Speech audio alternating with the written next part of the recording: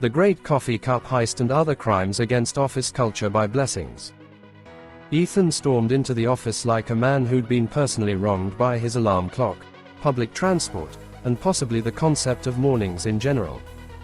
"Morning," he grunted. His voice was the human equivalent of a dying fax machine. Karen, already on her third spreadsheet and second eye roll of the day, looked up. "Hey, Ethan, rough morning. Do I look like someone who's emotionally stable right now, Karen?" She blinked. "So, yes."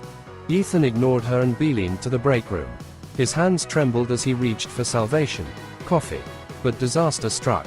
His favorite mug was missing. Not just missing, gone. The sacred black mug with, "I survived another meeting that could have been an email," had vanished into the office void. In a caffeine-fueled act of desperation, he grabbed the nearest clean mug. He didn't look at it until it was full of hot coffee and hope.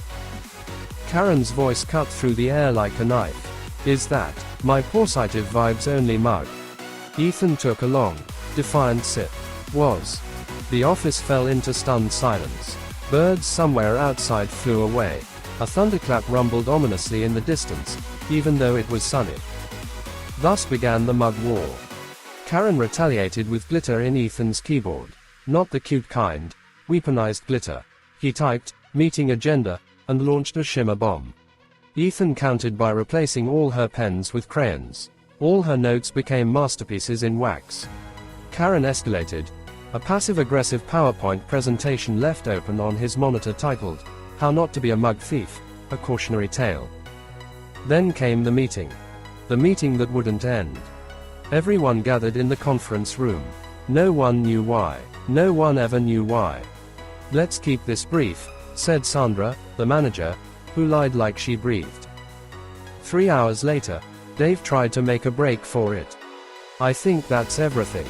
"Wait," Sandra called out, clicking to slide number 42, "email sign-offs that feel too aggressive." Dave sat back down with a haunted expression. Somewhere deep inside, he gave up on hope. Karen passed Ethan a note during slide number 57. It read, "This ends when I get my mug back. Or your stapler dies." Ethan smiled. He had 3 backup staplers. But then, chaos. The mysterious case of the missing donuts. Bob, the office's unofficial snack inspector, discovered the donut box was not just empty, it was suspiciously clean. Like CSI crime scene cleanup clean. There were 6 left before the meeting, he muttered, sniffing the air like a bloodhound. 1 jelly, 2 sprinkles, 1 chocolate, I licked that one to mark it. Everyone stared in horror. Bob launched a full investigation. He made suspect charts. He dusted the donut box for prints, using powdered sugar. He even made a suspect lineup. It included Steve from accounting, the office plant, and 1 very suspicious-looking Roomba. Days later, Steve cracked under pressure. Literally. He sat on his lunchbox. "I ate the donuts, okay." He sobbed. "Sandra's meetings give me anxiety." Justice was swift. Steve had to bring donuts every Friday for a month. Glazed. No exceptions. As for the mug war, Karen found a new one. Sloth-themed this time. Ethan returned positive vibes only with a note that said, "Truce. Please don't glitter bomb my soul." Karen nodded. For now. Peace returned to the office.